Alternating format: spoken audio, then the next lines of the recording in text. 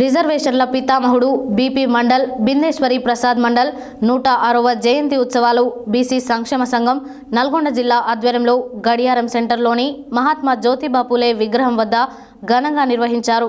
ఈ సందర్భంగా బీసీ సంక్షేమ సంఘం జిల్లా అధ్యక్షులు చక్రహరి రామరాజు మాట్లాడారు। రిజర్వేషన్ల పితామహుడు బీపీ మండల్ బిందేశ్వరి ప్రసాద్ మండల్ 106వ జయంతి ఉత్సవాలు బీసీ సంక్షేమ సంఘం నల్గొండ జిల్లా ఆధ్వర్యంలో గడియారం సెంటర్లోని మహాత్మా జ్యోతిబా పూలే విగ్రహం వద్ద ఘనంగా నిర్వహించారు।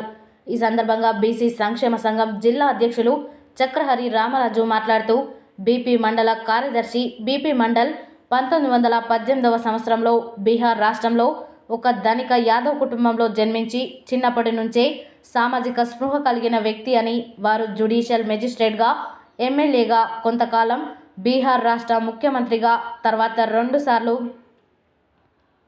పార్లమెంట్ సభ్యునిగా ఎన్నికైనారని, 1979లో మొరార్జీ దేశాయ్ ప్రధానమంత్రిగా ఉన్నప్పుడు వారిని బీసీల స్థితిగతులను తెలుసుకొనుటకు భారతదేశపు 2వ బీసీ కమిషన్కు చైర్మన్గా నియమించారని వారి సేవలను కొనియాడారు।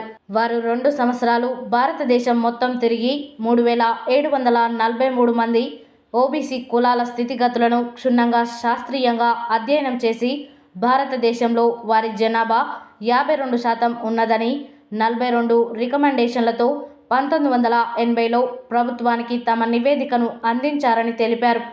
అందులో ముఖ్యంగా బీసీలకు చట్టసభల్లో రిజర్వేషన్లు కల్పించాలని, బీసీ ఉద్యోగులకు రిజర్వేషన్లే కాకుండా ప్రమోషన్లలో రిజర్వేషన్లు కూడా కల్పించాలని అనేక ముఖ్య రికమెండేషన్లు ఆ నివేదికలో పొందుపరిచారు। కానీ తర్వాత 10 సంవత్సరాలు మండల్ కమిషన్ అమలుకు నోచుకోలేదు।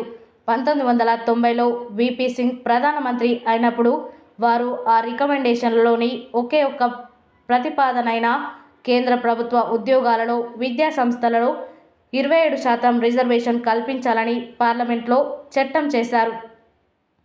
కానీ అప్పుడు దేశవ్యాప్తంగా అగ్రవర్ణాల వారు దీనికి వ్యతిరేకంగా ఉద్యమాలు చేశారని తెలిపారు।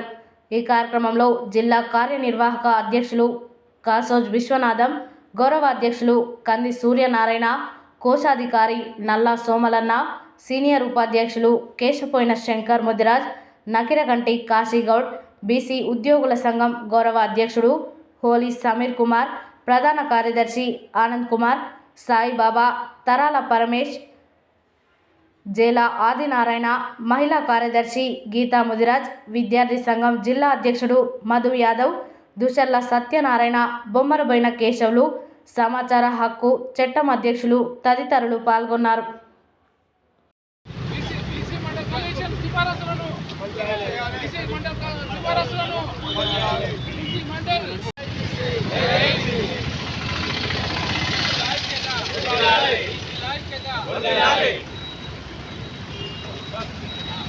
మండల్ బిందేశ్వరి ప్రసాద్ మండల్ 106వ జయంతి కార్యక్రమాన్ని పెద్ద గడియారం సెంటర్లో బీసీ సంక్షేమ సంఘ ఆధ్వర్యంలో ఘనంగా నిర్వహించడం జరిగింది। ఈ కార్యక్రమంలో అన్ని కుల సంఘాల అధ్యక్షులు మరి మిగతా సభ్యులు, సామాజిక కార్యకర్తలంతా పాల్గొని ఘనంగా వారికి జయంతి ఉత్సవాలు జరపడం జరిగింది। బీపీ మండల్ అంటే ఆయన రిజర్వేషన్ల పితామహుడు। ఆయన ఉత్తర బీహార్ రాష్ట్రంలో మరి 1918 సంవత్సరంలో జన్మించిన వ్యక్తి। ఆయన ఒక ధనిక యాదవ్ కుటుంబంలో జన్మించాడు। అయినప్పటికీ కూడా ఆయన సామాజిక స్పృహ చిన్నప్పటి నుంచి ఉన్నది।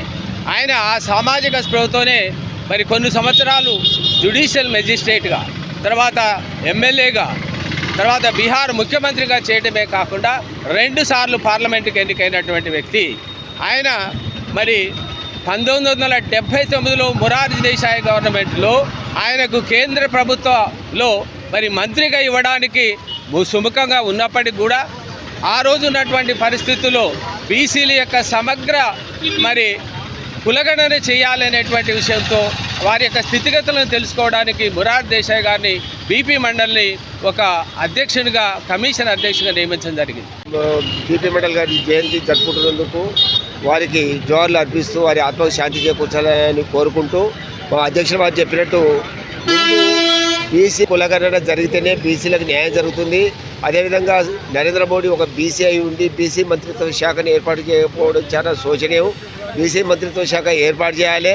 మరి 50% బడ్జెట్లో 50% నిధులు కేటాయించాలి, కానీ 50% కాకుండా ఆఖరికి 10% కేటాయించాలి, కానీ బీసీల అభివృద్ధికి దోహదపడుతుందని చెప్పి ఈ సందర్భాన్ని కోరుకుంటూ ప్రమోషన్లో బీసీల ప్రమోషన్లో రిజర్వేషన్లు అయితేంది, మరి అదేవిధంగా చట్టసభల్లో రిజర్వేషన్లు వెంటనే అమలు చేస్తేనే బీసీల న్యాయం జరుగుతుందని చెప్పి ఈ సందర్భాన్ని కోరుకుంటున్నాం. Thank you. రిజర్వేషన్ల పితామహుడు బిందేశ్వర్ ప్రసాద్ గారు మరి వారు భారతదేశంలో మరి ఓబీసీలపై సమగ్ర విచారణ చేసి వాడు రెండవ కమిషన్ చైర్మన్గా పనిచేసినారు. వారి యొక్క పుట్టినరోజు ఈరోజు 106వ జయంతి ఉత్సవం బీసీ సంక్షేమ సంఘం నల్గొండ ఆధ్వర్యంలో మరి పెద్దగడ దగ్గర ఘనంగా జరుపుకుంటున్నాము. ముఖ్యంగా జయంతి సందర్భంగా ఈరోజు బీసీలందరూ కూడా మరి ఒక ఆత్మవిమర్శ చేసుకొని మనమంతా ఒక బాటలో నడవడానికి ముందుకు రావాలని చెప్తూ మీ అందరికీ నా శుభాకాంక్షలు. రాజ్యాధికారం నోటి మాటలతోని రాదు, ఓట్ల ద్వారానే అది సాధ్యమవుతుంది. రాజ్యాంగాన్ని ఇచ్చి మనకు ఓటు హక్కును కల్పించిన రాజ్యాంగ హక్కుని మనం దుర్వినియోగం చేస్తున్నాం. ఇలాంటి దుర్వినియోగాన్ని అరికట్టడానికి మనమంతా మేలుకొల్పాలి, జన చైతన్యం చేయాలి.